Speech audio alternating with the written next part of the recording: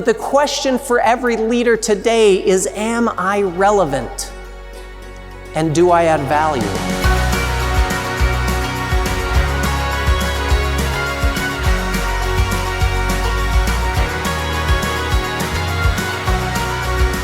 Here's the problem. If we want commitment out of our people, we cannot live in the old adage that commitment happens at the point of implementation, because it doesn't. Commitment happens at the point of creation.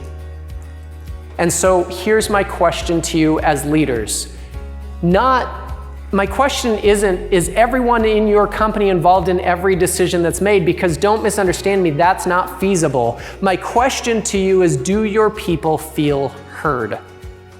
Because if you think about leadership as simply motivational cheerleading, your people aren't going to go that far. Because if you cheer them on, you say, okay, go run. The problem is if there's a wall, then they hit the wall.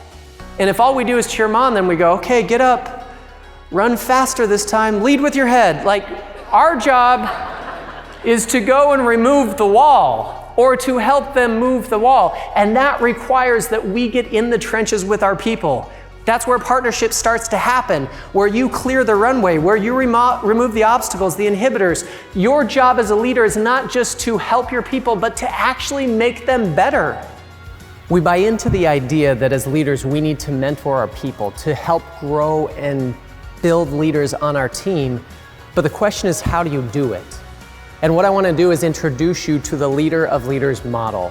This is a practical day-to-day guide that's going to help you to diagnose the situation, understand the competence of your people, and progressively move them towards becoming leaders themselves. As you take different approaches to individual situations and to people on your team, you move them from stages of modeling to coaching to consulting to empowering them, so you are growing, quite literally, the leaders on your team on a daily basis. I want to share with audiences the approach to leadership that works in today's world. And I want to help them to understand that the way they show up as leaders will directly impact the way their people show up for them. That approach requires curiosity. It requires engagement. It requires vulnerability. It requires confidence. It requires knowledge. It requires connection. And ultimately, that approach changes the relationship, and it makes you a trusted advisor. And here's the beautiful thing about all of those things, is that every one of those can be improved. They can be learned. They can be changed. They can be grown. They can be enhanced.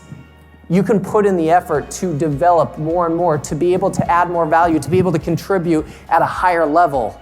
Because the more capability you bring, the more value you bring, the more influence you're going to have.